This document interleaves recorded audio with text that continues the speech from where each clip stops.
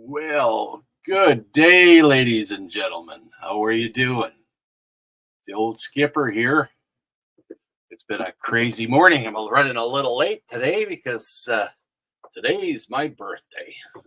And lo and behold, everybody's showing up at the house totally unexpected, trying to make me feel better about getting old. So it's been a hoot so far this morning.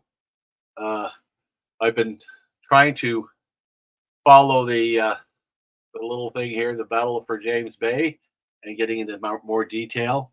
And that one's definitely food for discussion because that is an interesting topic and a moment in history that not a lot of people know about it. David Carlisle, how are you doing, buddy? Yes.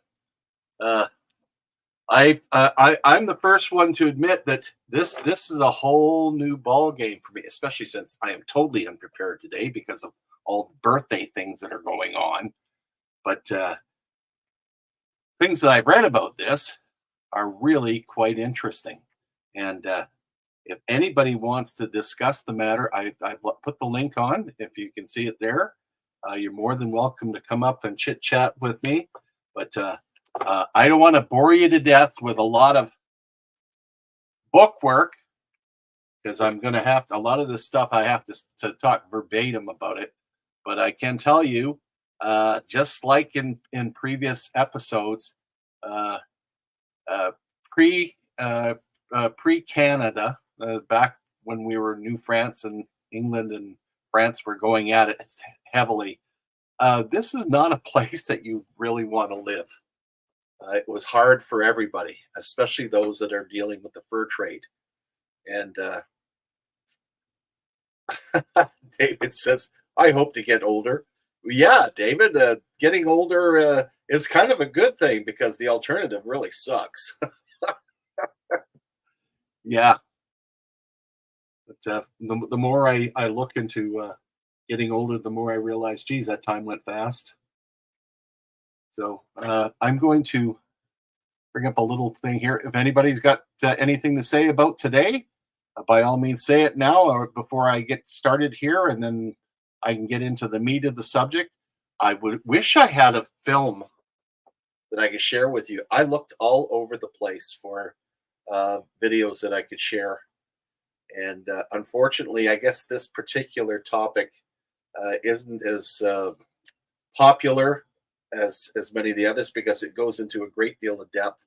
So I'm going to keep it short, and then afterwards we can talk about some numismatic items and go that direction as well. So I'm going to bring up one of the pics here.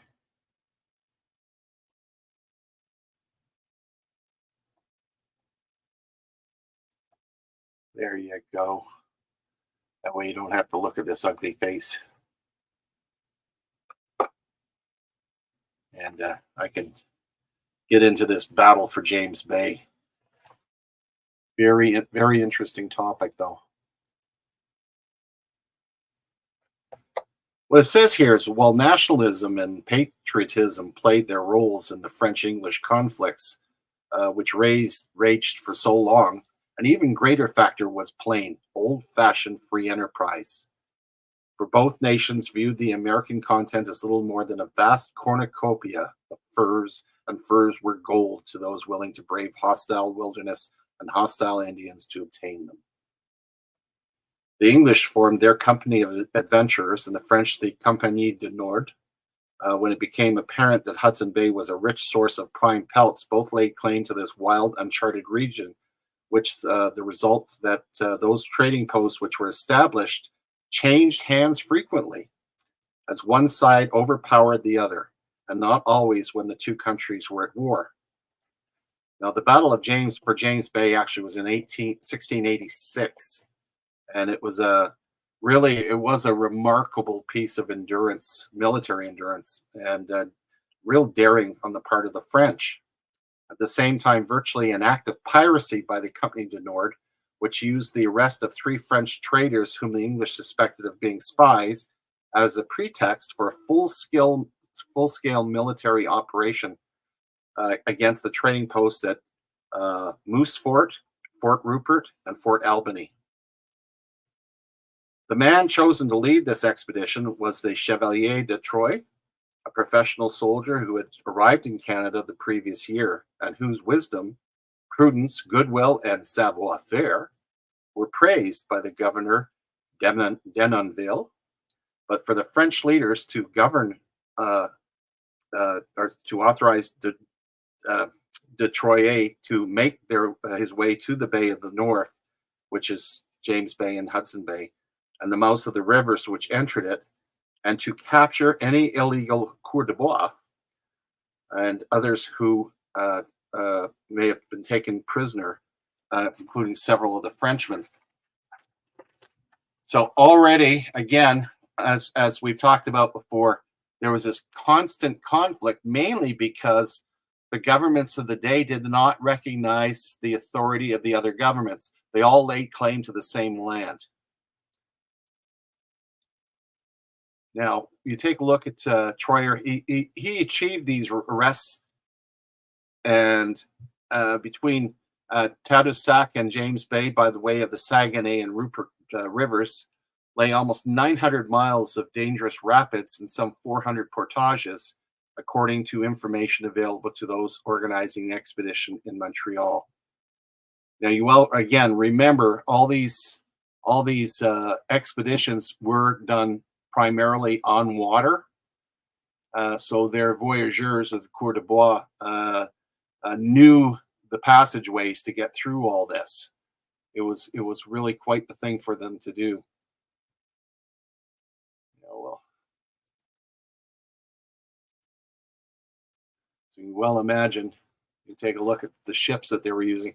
Those were great for the larger open water, but then you had to look at the fact that they had to utilize the canoes, and they're very large birch bark canoes that they made for hauling all these furs in. It wasn't easy. Now, the other thing that wasn't easy was the fact that because of the problem with getting troops and supplies to these various forts that were set up along James Bay, the ships were too big to traverse a lot of these rivers, and they had, therefore, again, using the canoes of the day, they couldn't put cannons and stuff on them. They were relying on the men, and the French actually got some very well trained, seasoned soldiers to go with them on this endeavor to get rid of the English that were occupying space that they claimed that was theirs. So basically, it was a northern venture that they were going on. So back in March of 1686, Troy left Quebec City for Montreal. Although he traveled with all possible speed, his progress was slowed by the usual March weather. You well imagine what that would be like. Upon his eventual arrival, he was joined by a detachment of 100 men, who were reviewed by the governor, Monsieur le Chevalier de Calais. Troyes found them to be well equipped with canoes, and they embarked immediately for the rendezvous, where Troyes had instructed several of his men to muster sleds for the northern leg of their journey over the ice. So here's this huge expedition heading north towards James Bay, and they had to go through some terrible areas in order to get up there to establish their dominance over those that they felt didn't belong there. So that in itself, it's a bad thing.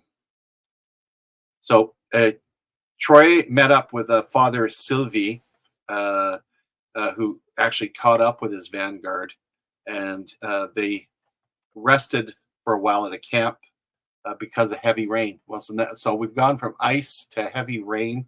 You can well imagine how bad it was. Then it froze again, and of course, once it's frozen, they made better time. says here that Troy was walking with a naked sword in my hand, using it to test the thin ice which had formed the previous night. As the day wore on, he found himself in a spot where the ice sagged for 10 feet all around him. He marched on with confidence, however, trusting in the thick ice that he believed would be found underneath. Uh, with the frequent use of his sword, made him realize it was in error and he was in big danger. So he left the river, which was the shortest route, and continued along the bank. Father Sylvie literally followed in his footsteps and exposed himself to the same risk as he did. At the foot of the Long Sioux Rapids, which I've seen, Troy noted the remains of the old stockade in which Dollard and companions had won immortality in their battle with the Iroquois and made camp. When all were together, he gave a day of repairing the canoes. Then that meant regumming and sealing them up so that they wouldn't take on any water. And they actually made new paddles and poles while they were sitting there. So they were at least keeping warm by ensuring that everything was in good working order. However, when the scout reported canoeing to be impossible, Detroit bravely decided to scale the rapids as though it were summer, on foot and in water up to the waist. Now we're talking, the guys are in frigid water. We're talking hypothermia here. Thus resolved, he ordered the courier named L'Oranger to return the dogs and sleds. A fortunate decision, as at that time of year, that would have been the smart thing to do. By April 6th, Troy made preparations to observe Palm Sunday, having his men erect a cross on a point where it could be seen from a great distance. However, the weather at the last moderated. The best began the ascent of the Long Sioux Rapids, lining and poling at the heavily laden crafts up the first rapids to the lake of the mountains. Upon discharging their cargoes, they turned to help those less experienced. All canoes ended up damaged by drifting ice, although there were no casualties in that incident. Again, I apologize for the reading, but this never would have happened if I didn't have all the company. And here's a good one for you. I'm going to go off topic for a second. My sister shows up and she goes, "My goodness, do you get outside a lot?" I said, "No, why?" She says, "Your cheeks are so rosy." I said, "Yeah, I'm getting ready for Christmas." So one of the perks of my Christmas job. When the last of the canoes were underway, Troyer and Father Sylvie and those men not required to help with the riverbanks later accompanied Lieutenant Iberville and Saint Germain, his chief scout, in a lighter canoe to reconnoiter the river ahead. With them, 3 more canoes and enough men to back a portage. Troy ordered Iberville to return to the others, and he ordered them to break camp and join them at the head of the rapids. Now, I don't know how many of you have ever portaged, but it can be quite a trying experience because typically, as you're going downriver, you will see the rapids coming up, and typically it starts boiling a lot more than usual. You see a lot of curls, deadheads, and as a person that has to get past typically waterfalls and some severe rapids, they have to find a spot where they can actually pull their canoes onto the shore and then haul the canoes past the bad section of water and then get back into the water at the bottom where the water isn't as treacherous.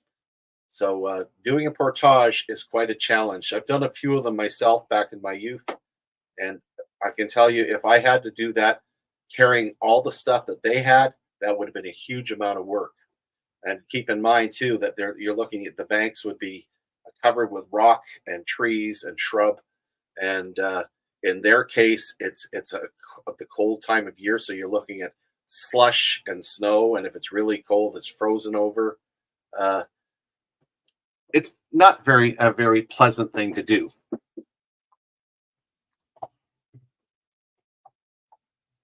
So apparently, they had to walk a half a league before they could actually get back into the water, and uh, even with that, they had ice jams that they had to deal with. And oh, hello. According to Lenny, is Lenny? Lenny? Bonjour, comment ça va? And so they're going down here. We're looking at areas that were they actually even had to build bridges to get across. Uh, some of them as long as 300 feet, and the water at those areas were as much as 20 feet deep. So the more how they did it, I have no idea. All I know is when they finally did get a chance to rest, I bet they slept very very well because they would have been exhausted. So the good news is that after the portage, that leg of the journey had been accomplished without any mishaps, which is a good thing. However, one of the canoes had been smashed and its occupants forced to swim for his life. Proceeding on foot, the shivering soldier informed Troye that those following, due to the many near disasters with the canoes, were fighting among themselves to the point of threatening to kill each other. At Troye's order, one of his officers immediately restored order by seizing the musket of one soldier. Just as he was aiming it at another man, upon their arrivals in camp, Troye confiscated their brandy. As further punishment, he ordered them to carry a sack of corn for each barrel seized. In the meantime, Iberville returned to the rapids to recover two of the damaged canoes. These he repaired as best he could. This delayed in bitter cold and windy weather, forcing them another day in camp.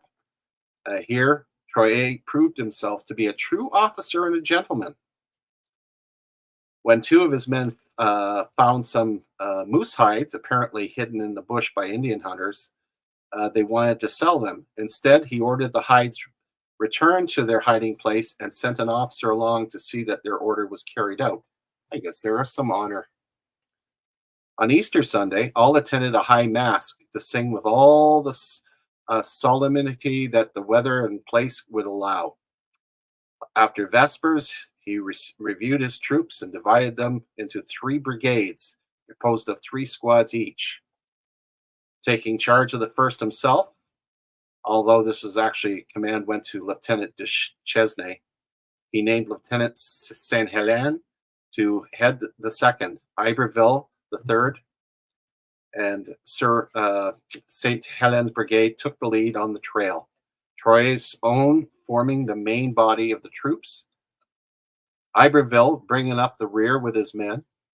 In this way, one lieutenant would be with the advance guard and with the rear, while Chesnay would be in the center. This was a good arrangement, as I was usually jumping from place to place, imparting enthusiasm by my presence. Always good to be a leader, jumping around trying to motivate everybody. Choosing his best boatmen, he detached them from the brigades and exempted them from guard duty, that they could give their full attention to their canoes, and carefully dispersed his non-commissioned officers among the regulars and volunteers. For those unfamiliar with the Army routine, he announced a set of rules for the remainder of their journey and steadily established a routine for handling the canoes, baggage, tents, and such. Thus, I subjected the men little by little to the discipline which military life demands, and which alone is lacking from the natural merit of the Canadians. By the middle of April, the weary marchers were suffering from the bitter cold, Troye having them marched overland as skeleton crews kept to the rivers with the canoes. Here they were forced to work for hours in water up to their waists, sometimes up to their necks, in order to pull the canoes through the rapids and shallows.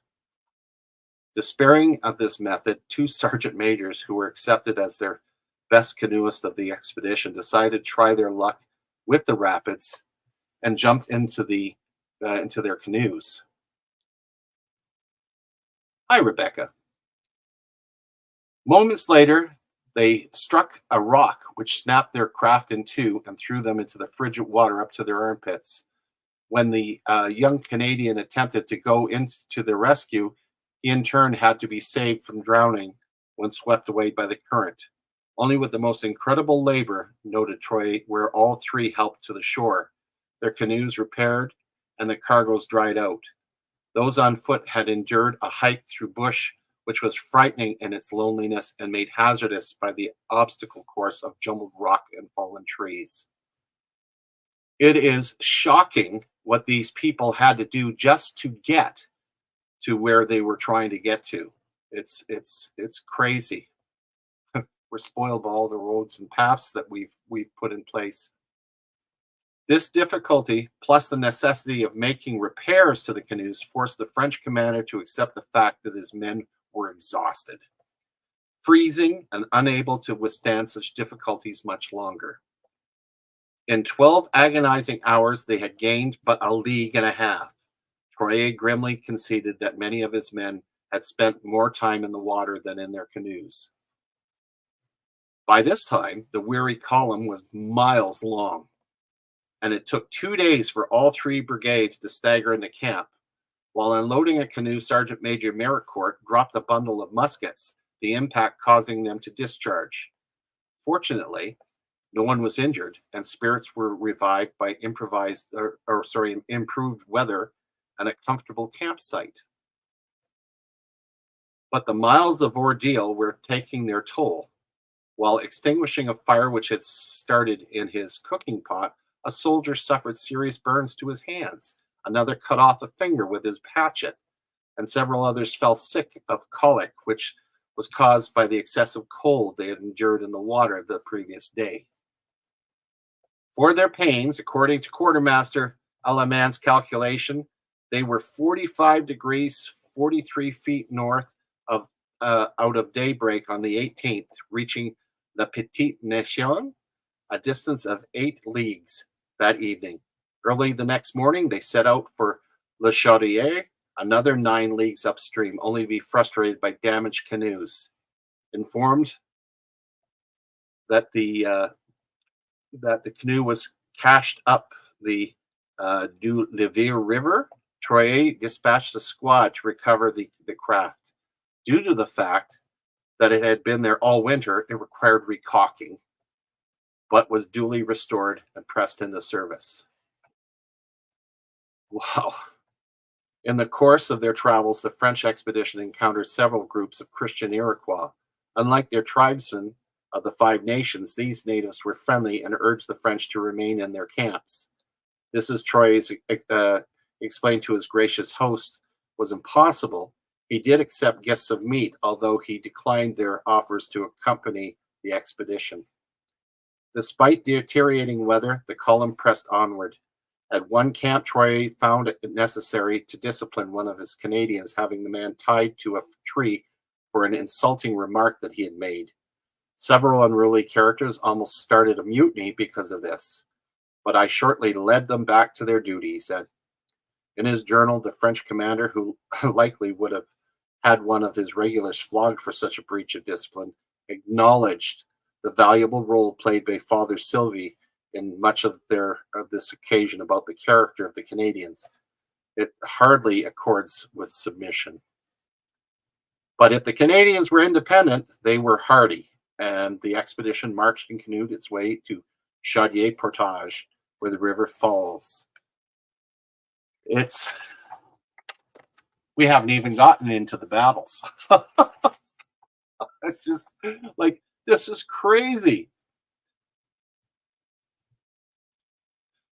Well, finally, when the men were all in camp, Troyes ordered a canoe with 4 men who required medical attention returned to Montreal when the column moved to Oak Portage.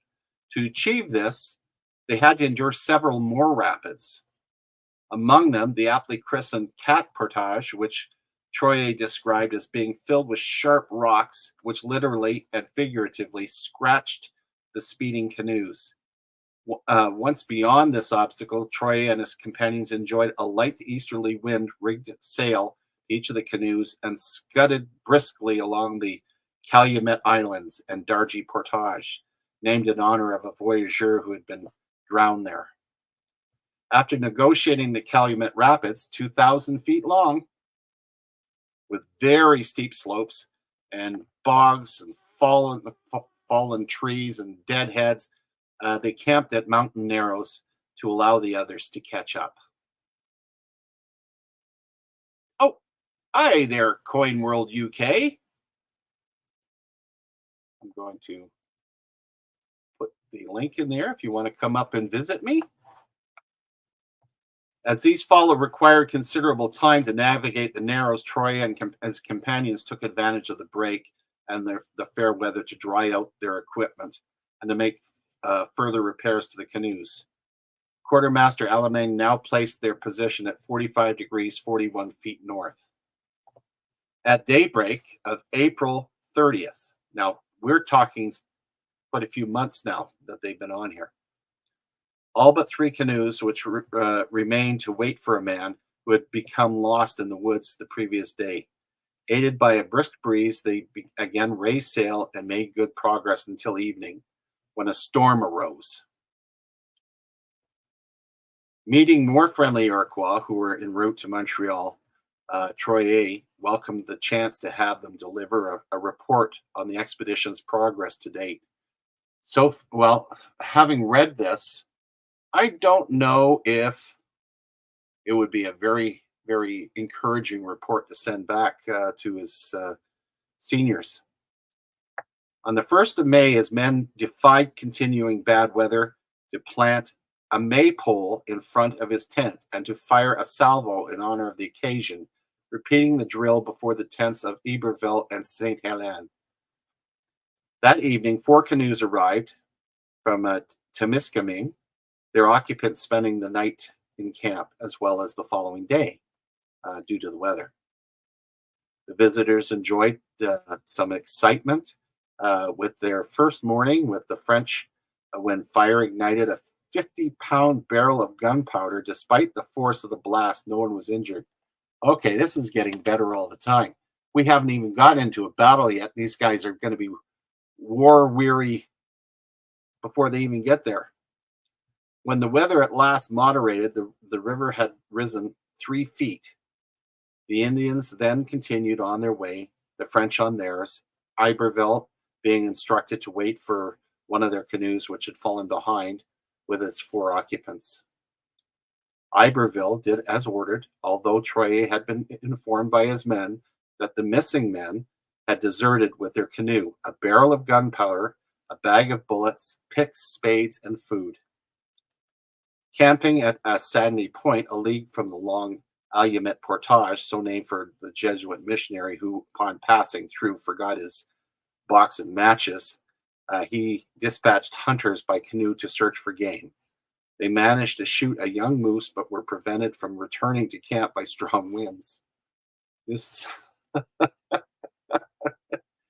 I'm really glad I wasn't in their service. The 4th of May, we called to the sentries and got underway very early. By daybreak, we were at Grand Calumet Portage.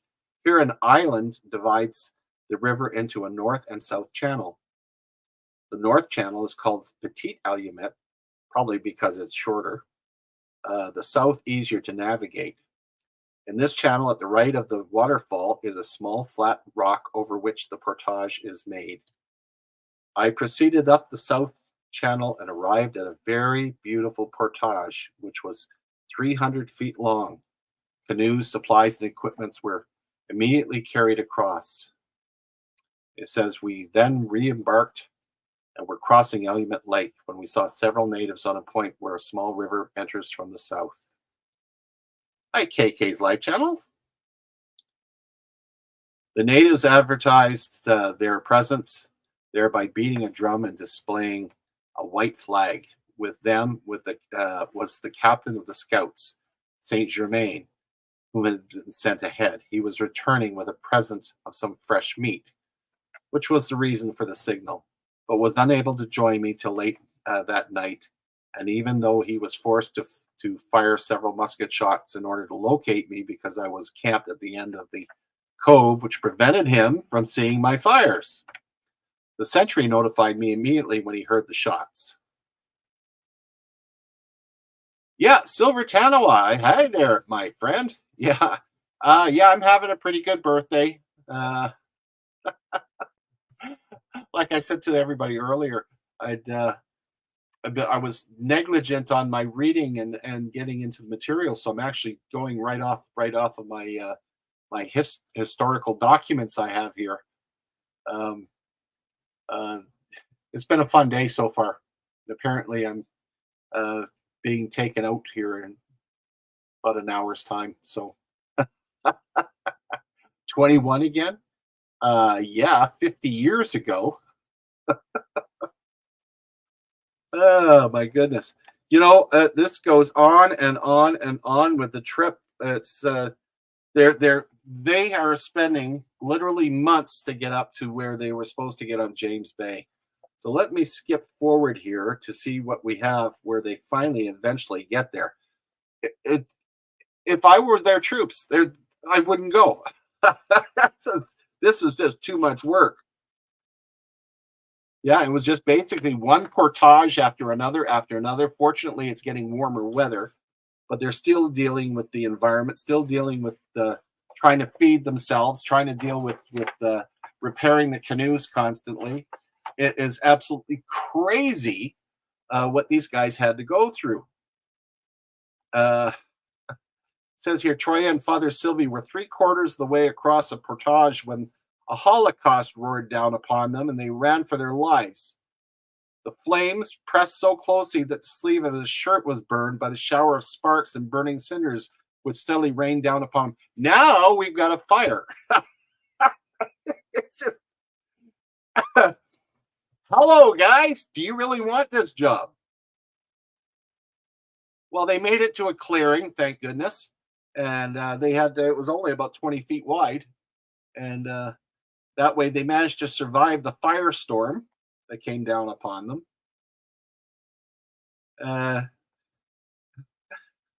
After the worst of the fire had died down somewhat, Troy directed his men to paddle to that side of the lake, which had been burned over. 2 hours later, they were joined by the others from the other side of the portage, as if nothing had happened. Yeah, okay. Oh man, this is tough to even read. These guys are going through hell.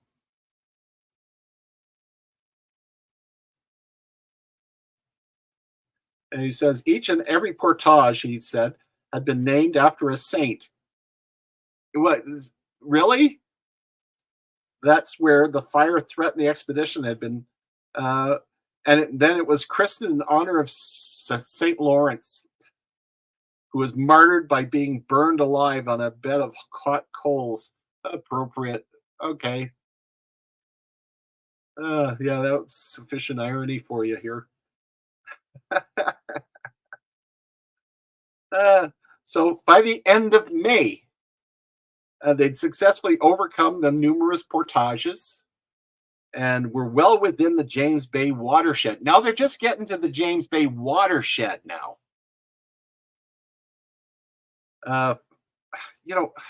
Really, when you think about it, just getting there is bad enough.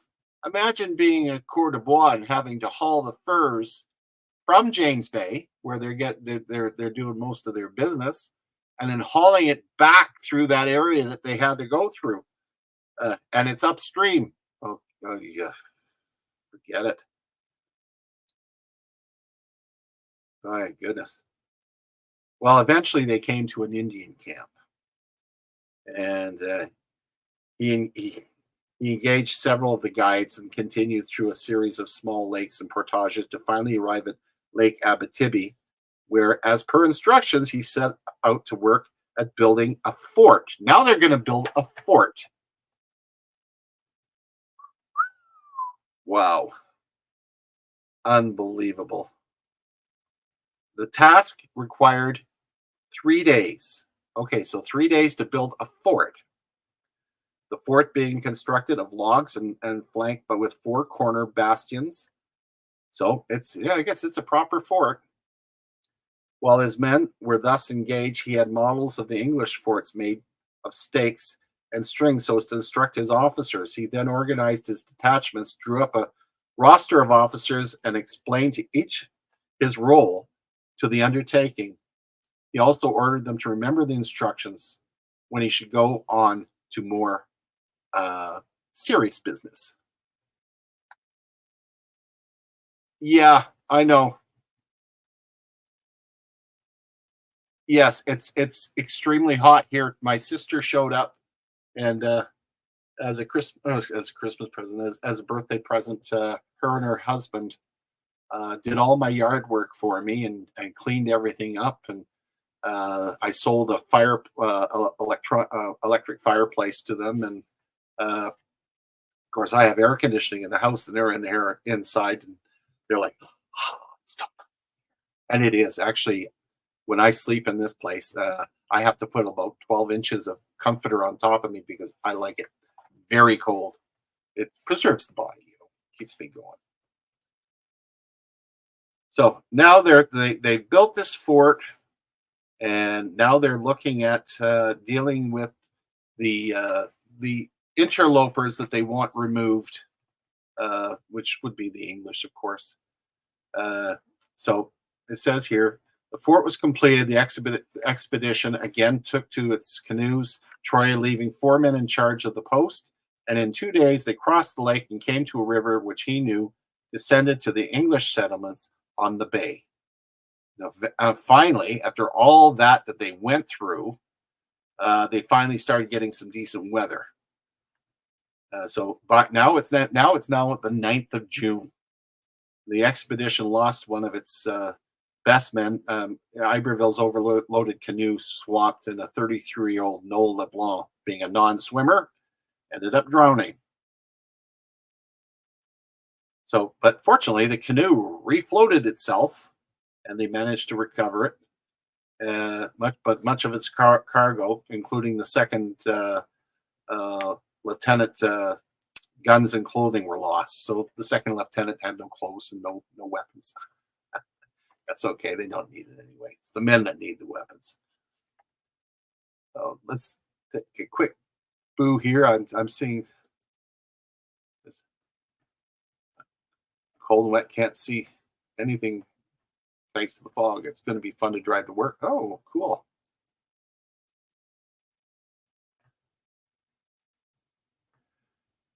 Yeah. It is an electric fireplace, but they don't want it for the heat. They want it for the ambiance.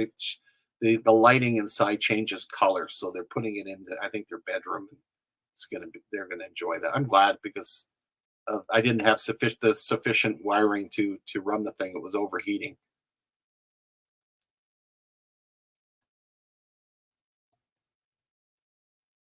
Take the heater, please. Yeah, well, we've got a long ways to go before we need to worry about putting the heat on. It's funny talking about that. Here we're talking about the horrible weather and stuff these guys have been going through. Oh my goodness.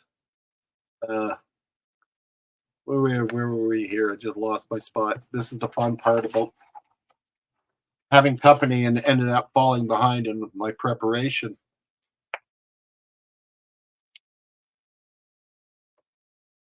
Oh my goodness. Oh, thanks, Tupac. That's very nice of you. Well, apparently they finally got to the English site, and they ended up setting up a battering ram.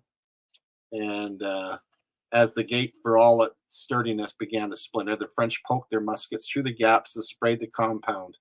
In their excitement, mistaking St. Helens party, which had just entered through the rear gate, for the enemy. So now, bad enough, they've gone through the hell of getting there. Now they're shooting at each other because one went in the back door and the other one's through the front door. This is getting to be a dog's breakfast. One Frenchman was hit in the loins. Okay, that's bad enough. When the gate collapsed and Troy led the rush into the fort, directing his men to keep up a steady fire at the gun ports, windows, and other openings in the redoubt. He had others turn one of the captured guns against the inner forts. Again, like I mentioned before, because of the way they had to travel, they couldn't bring any cannon with them, so they were just hauling muskets and gunpowder with them. So they managed to use the, uh, the cannon that were actually on site against those that they were attacking. But unfortunately, they they they captured the guns in the inner fort, but the guns had they had no ball and they had no powder. These guys are they're a mess. But fortunately for his men, with great diligence, had already smashed down the door of the redoubt, and his interpreter advised him that the English were asking for quarter. Quarter as in, please don't kill me. He then had some difficulty in dampening down the enthusiasm of our Canadians, who were making great whoops in the Indian manner, were looking for knife play. But he at length succeeded in calming them while the interpreter shouted to the defenders to lay down their arms. One Englishman replied in very insolent terms that he wished to fight and attempted to fire a small cannon loaded with glass shards. But in doing so, he exposed himself. Exposed himself. Okay. A split second later, he was dead. Troyes attributing the shot to Saint Helene, known to be an expert marksman. With this, the French redoubled their attack, soldiers pouring a deadly fire on every side as the gallant crew with the battering ram did their work on the door. As the door yielded, Iberville rushed inside toward sword in hand, musket in the other, when an Englishman pulled the door closed, cutting off Iberville from his followers. But wrote an admiring Troyes, the lieutenant fought boldly with his sword against all who attacked, wounding several Englishmen in the face, and fired his musket at the staircase where he heard a noise. By this time, those that with the battering ram smashed what was left of the door, and the invaders joined their superior to fight at sword point with the English in their nightshirts and totally unprepared for such a pajama party. This is getting better all the time. Moments later, it was over. Troyes castigating the English for their negligence, so great that they had neither guards nor sentinels except in the mornings. The English, he learned after, had given up all attempts at vigilance due to the dogs, which barked continuously at passing Indians. Because of this, the French had been able to approach the fort without being observed. Saint Helene informing his superiors that when reconnoitering, he had even been able to poke the ramrod from his musket up the fort's cannon to see if they were loaded. After the 17 Englishmen had dressed, they were locked in a cellar as Troyes, after sending for Father Sylvie and the canoes, inspected the fort, having his men repair much of the damage caused during the half-hour-long battle. After examining the hulk of an old sailing vessel, which the English had run onto the beach in order to salvage her fittings, he deemed to it a better guardhouse for his prisoners. So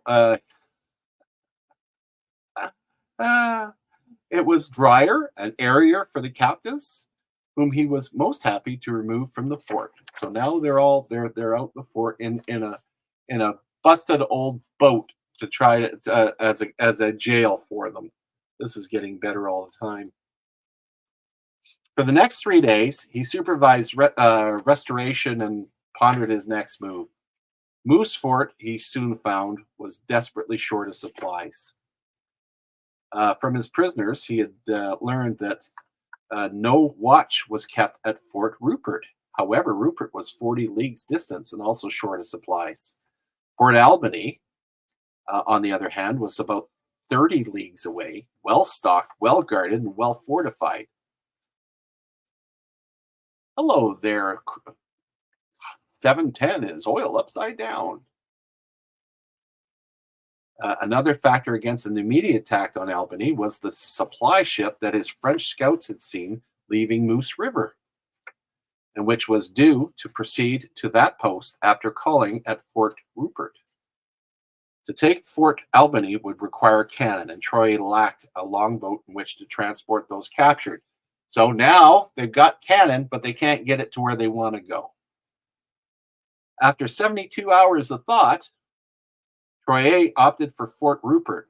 If he attacked it promptly, he hoped to capture the supply ship before it continued on to Fort Albany. Ordering the construction of a large longboat, he left Saint Germain in charge of the fort and headed for the mouth of the Rupert River with 60 men and an Indian guide.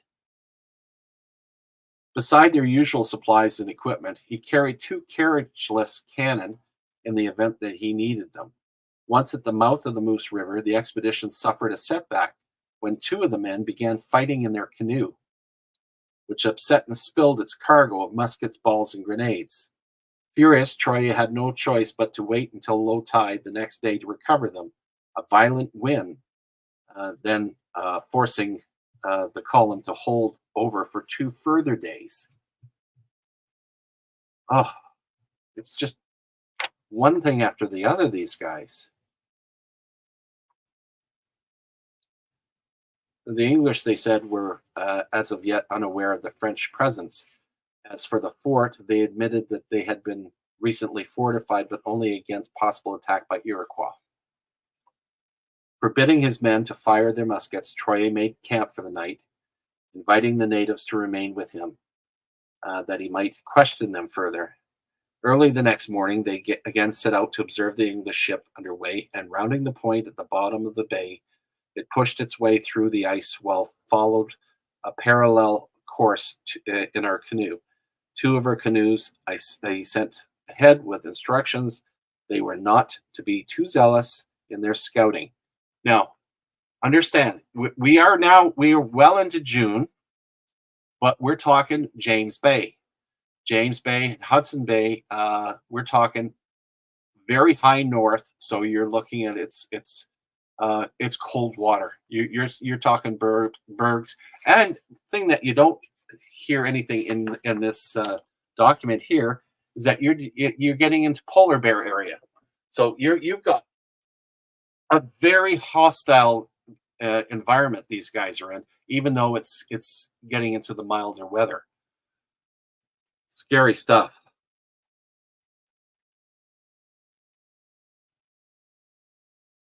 So after receiving this careful report, Troy devoted the rest of the day in planning an attack.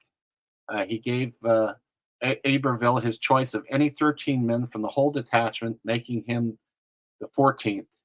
He was to go in 2 canoes to board capture the English ship, supported by another detachment led by a sergeant. This detachment at the water's edge would fire on anyone who appeared on the deck of the ship. That was Iberville's role. Against the fort itself, he sent St. Helene at the head of the detachment and had designated to make the attack. They were to smash in the gate with a battering ram, while he led the rest of the men whom he put in battle order. His men, he was pleased to note, were itching for action, and after the 2 cannon were readied for action, all moved out as instructed. Due to the fact that there was hardly any night in the country, again, that's another thing, we're getting into summer and very long days. Just like where I'm living here, it doesn't start getting dark until after 10 o'clock at night here. So they're even further north than me. So you can imagine it's 11:30 at night and it's still light. So Troy had his men move quickly, all landing on the beach near the fort at daybreak. Iberville's squad, and that equipped with the battering ram, led the advance in 4 canoes, the main detachment following, which with all imaginable order and in profound silence. When Iberville's boarding party were in position, Troy marched straight to the fort, smashed down the gate with a battering ram, and entered at the head of his detachment. Catching the English completely by surprise, again, the French soon had the blockhouse surrounded. When Troy ordered 2 grenadiers to throw grenades through the openings in the fortification, as all others maintained a steady fire through windows, embrasures, and slits, while this kept the English occupied, one of the grenadiers climbed to the roof and dropped grenades down a stovepipe. Moments later, they exploded with devastating force, blowing apart the stove and wounding a woman occupant in the side. One of the first French officers to enter the redoubt has he left a graphic description of the scene. He said, "I grabbed a candle and went into the quarters, that is the main room, without coming across a soul. A plaintive voice caused me to open the doors of a small room where I discovered the Englishwoman in her nightdress, all bloodied in the thigh as a result of a grenade flash. My presence, if one can judge by her piteous cry, made as much impression on her as the noise of the grenade, for we looked like absolute ruffians. She shrieked for the doctor. I repeated her plea with a bellow. Soon the doctor appeared, asking quarter of me. I led him to the woman's room. Although my face was scarcely agreeable to her, she was grateful, so I put a chair before her door to prevent anyone but the officers entering. Throughout this activity, wrote Troyes, his men had been firing continuously. And to improve the music of the muskets, I added the sound of my cannon, which, taking the bass notes, let daylight through the gate of the redoubt against which were laid. The sapper on the other side of the redoubt was ready to give us a sample of his wares when the English cried for quarter.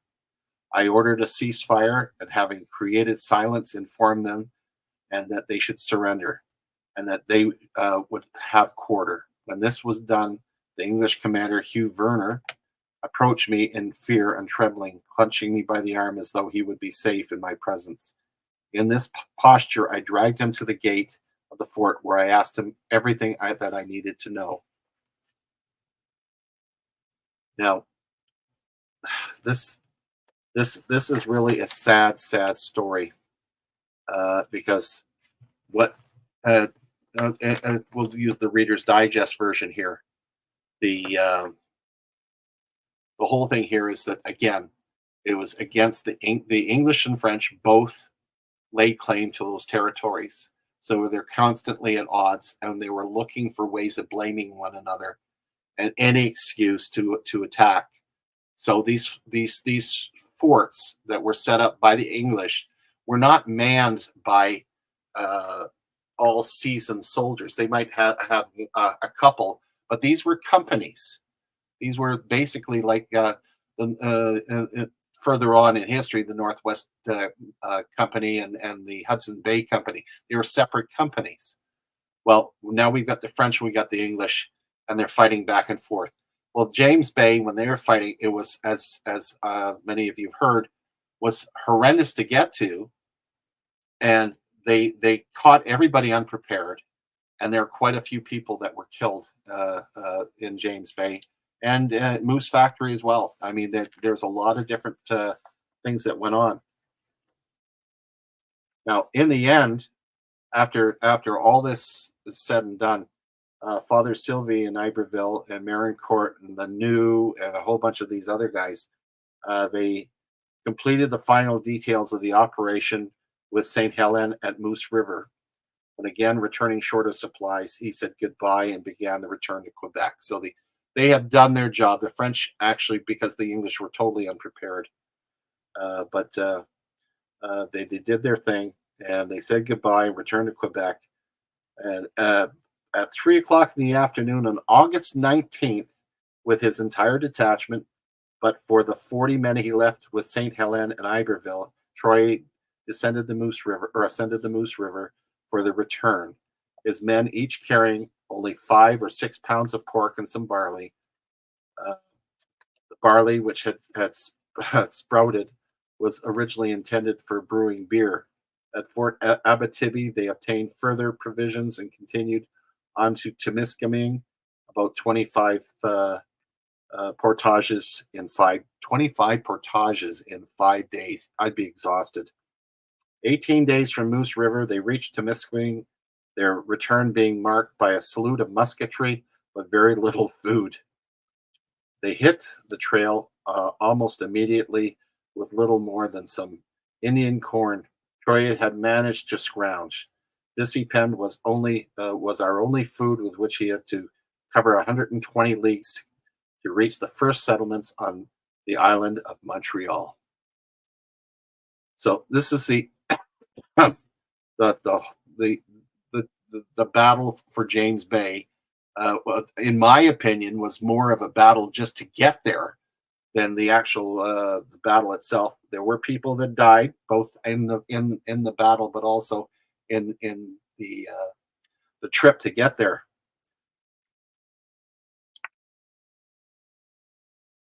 Yeah, it says here, thus ended his trip. He lost only 3 men on the expedition and arrived at Montreal with the rest of his detachment without anything notable happening on the way. So the French got away light. When he says lost men, he's talking about those that were killed. But remember earlier I mentioned that there are quite a few of them that were seriously injured, but they were transported back. So that was the battle for James Bay. And I'm glad I don't live in that period because there's no way. Most of these youngsters, most of the officers I mentioned were actually from the mid-20s to their early 20s. They were not old, and I don't think anybody my age would ever be able to handle something that much. Have any of you had to do portages or whitewater at all? Because it's not as easy as you might think.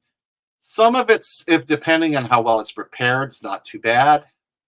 But really, this story is more about the trip to get there than it is the actual confrontation when they got there. And so says the history of the Battle of James Bay. Now, let's relax and talk a little bit about numismatics for a little while. And anybody that would like to come up and share, fine, go ahead.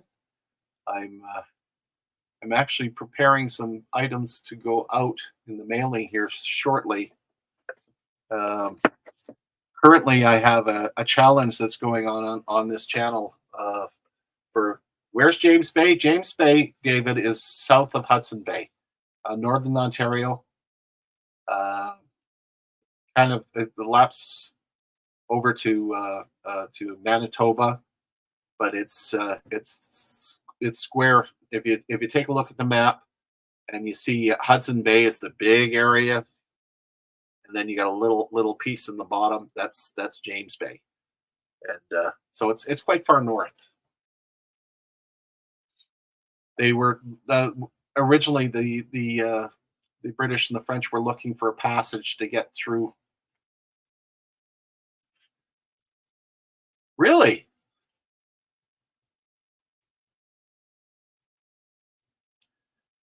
Well, we've had rain after having the driest winter that we've had in years.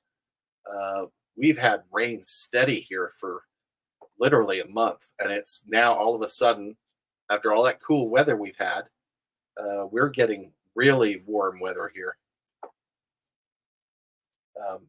Yeah, in fact, it's so. So I mentioned earlier, my sister showed up for my birthday here, and she brought her husband, and she says, "Yep, we're going to take care of all your yard work for you." She knows my hip's been bad, and they went out and they did all the yard work for me, and they bought a electric fireplace off me, and of course it's hotter than the blazes for us up here. I mean, we're talking, when we hit 90 degrees here, we're melting. It's way too hot, Fahrenheit. And so I made sure I made some nice cheese and relish tray, and I put my air conditioning on full, and Don't get to do that very often. Whitewater rafting is a blast. Um, I, I have to admit that it's one of the things that I miss the most. We did a lot of it here, not just in the service, but that's a big thing here in Alberta and British Columbia because we've got some of the most beautiful areas for doing whitewater rafting, and so I've had a lot of experience in not only doing portages but actually the different classes of river. Even did the Yak to Kingsgate raft race a number of years ago, and I should share that one with you because that was absolutely hysterical. Um, it was a 2-day event from Yak to Kingsgate on the Moye River, and we originally took the first day was we took a canoe out to gauge the best ways to get down the river, and it was fine. We charted our course really well. The best way to take our log raft, we had to build our own log raft, not the air type, no Zodiacs or anything. And so we did the canoe. That was successful. And the following day, we had made this raft. Now, most of the guys, the entrants were all lumberjacks, and we were representing the First Battalion, Princess Patricia's Canadian Light Infantry. And the only logs I can get a hold of in Calgary were old telephone poles, and they were bone dry. I'm talking bone dry. So we took them into the shop. The commanding officer gave us full blown. That's all we did is get ready for this raft race. We did a couple of big mistakes. We put spacers between the logs. We shouldn't have done that because it caused drag.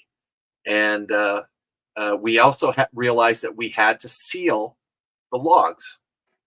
So we took these logs and we had a couple buckets of this light blue marine paint, perfect for it. So we painted the top with the marine paint, and myself or my buddy Frank Allen, who was my partner in this whole endeavor, we flipped the raft over and we painted the underside with another container of paint that was identical looking to the stuff that we used on top, but we did not read the side of the can. So we put the marine paint on the top. We used latex on the bottom. Oh, big mistake. So it looked identical, like you couldn't tell the difference. So it was all painted this almost like a powder puff blue. And so we put her on the trailer. We even put a flag at the back, and it said PPCLI on the back of it. And we had K2 kayak paddles, and we had all the best equipment. We were just looking really sharp. We showed up. We had lots of practice getting ready for this thing. So they blow the whistle, and everybody grabs their rafts. And I mean, there must have been 40 or 50 rafts that went into the thing. Again, all rafts that were hand carved by lumberjacks and whatnot. These were really nice. Ours was the most colorful. We hit the water. So there we are on the Moye River, and we're out front. Immediately we're out front, and we're just going like gangbusters. But what we didn't notice at first was the trail of light blue paint that started to waft away from the raft. And slowly but surely, as the minutes go by, we're noticing that the raft is getting harder and harder to control, and it's sinking slowly but surely. And it was sucking up the water like a sponge. Well, we're frustrated. People are flying by us like we're standing still. And as we're coming along, we see a small waterfall. Everybody went over the waterfall. It wasn't that big. But it went across the entire length or width of the river, probably about 3-foot drop. And we hit that waterfall, and it went thunk. And water's pouring over top of us, and our raft is stuck. We're in the middle of the river. and this thing must have weighed 10,000 pounds with the water.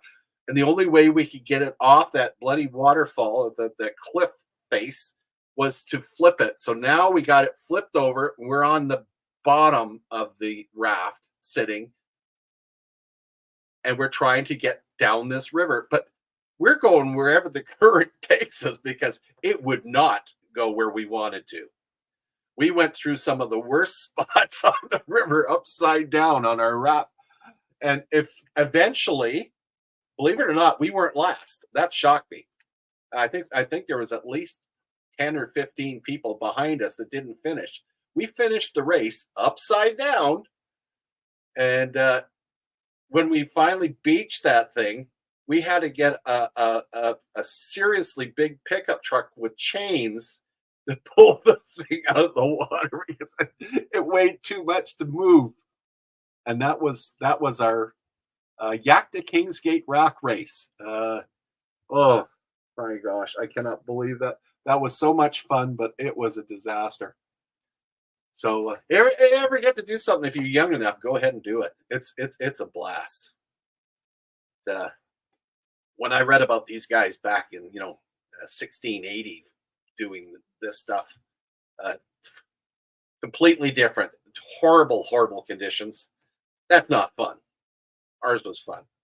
We've done the Zodiac too. We had the wetsuit on, and I looked like I was a little heavier then, and I looked more like an orca wearing this thing. But we did a lot of white water when I was younger. It's pretty cool. There. Didn't have much to do about coins. But when we're talking water, I can't help it. Yes. Is Dale still in here? Where's Dale? What's is Dale hiding on me here? Oh, he is still there. Dale, you want to come up? Or are you on your phone? It doesn't matter. But, yeah.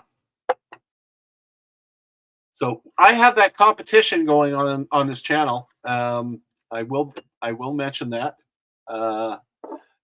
It's the second half of the 42-day challenge. It's for anybody that wants to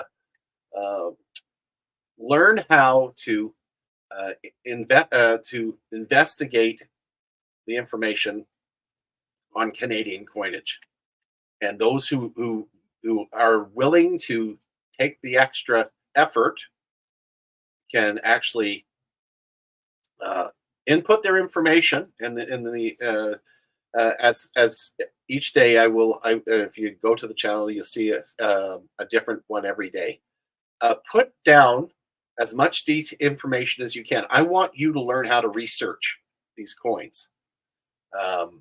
Not just ask, how much is this worth, or whatnot. That's fine, but you as a collector, you should learn how to find the information. And I'm encouraging, because I'm primarily Canadian coinage, I'm asking you to use whatever resources that you have at hand, whether it be coinsincanada.com, the Charlton, some of the other coin mags, different sites, and put the details down every day. And if you do like Doug Harding has done, he won himself a beautiful, in fact, I'm just getting ready to send it out now. Where is it here? I just got the envelope up here. Here we go. This is the one that's going out to Doug Harding for the effort that he made. Really nice. And plus he also got another sticker coming to him. I just got to get out of the house here and get that mail to you. So it's coming to him. And if you were to make the effort that he does, I don't care if you duplicate what he's done, but take the effort to learn how to look up the information. And that's going to make you a better collector. If you want to be a numismatist, it's not about just throwing into a jar or trying to lay them out. I want you to not only look up the information, but learn how to catalog your coin collection. Whether you use Numista or whether you use Excel spreadsheets or whatever, do it. Now we've got another one coming up, 42-day challenge. If you do the person that does the most detail every day, as many as you can, whoever does the best will be chosen to get another 5-ounce copper round, which will be coming out, and that one's nice too. So yeah, it's a fun challenge. Hello, Madwood Barbecue. Oh my goodness. Yeah, that is a fun challenge to do. So, and of course, I'm really excited the fact that we now have our new Canadian loonies, and that's the brand spanking new one. There, King Charles III on there on the back. That's also out there now. You can also get them in rolls through the Royal Canadian Mint if you want. But yeah, what's the oldest Canadian, as in genuine Canadian? You know, for Canada, it would be the 1858. So that predates Confederation, but that's the oldest one that I have. And I have got my birthday party that's starting. I can hear them upstairs. So, ladies and gentlemen, look, Blistering Barnacle Adventures too. He's great channel. All these guys over here have got great channels. Share each other out. It's bloody brilliant. We have a great community, and eventually, maybe we'll get together. But in the meantime, I'm going to go to my birthday party. So with that, I'm going to say adieu, everyone. It was fun hanging out with you. I hope some of you enjoyed the story. It's not exactly the way I wanted. I liked doing a video too, but it's nice to see just how tough it was in North America, especially in Canada here, to survive. Count your blessings you're born when you were. So in the meantime, and in between time, stay in touch. I'll see you out there, and God bless you, and have a great day today. Take care, everyone.